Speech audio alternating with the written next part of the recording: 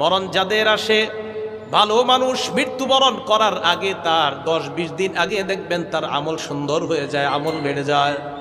তিরমিজি শরীফের 2142 নম্বর হাদিসের বর্ণনা, ক্বালা রাসূলুল্লাহ সাল্লাল্লাহু আলাইহি ওয়াসাল্লাম, আল্লাহ নবী বলেন, ইদা আরাদাল্লাহু বিআবদিন খায়রা, আল্লাহ যখন কোনো বান্দার কল্যাণ চায়, ইস্তামালাহু, তাকে কাজের সুযোগ করে দেয়।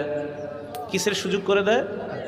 সাহাবারা প্রশ্ন করলেন, ওয়া কাইফা ইস্তামিলুহু ইয়া রাসূলুল্লাহ, কাজের সুযোগ করে দেওয়ার কি অর্থ আমাদেরকে বলেন। আল্লাহ নবী বললেন, ইউফিকুহু লিআমালিন সালিহিন ক্বাবলাল মাউত, ওই মানুষটাকে মরণের আগে নেক কাজ করার তৌফিক আল্লাহ দিয়ে দেয়।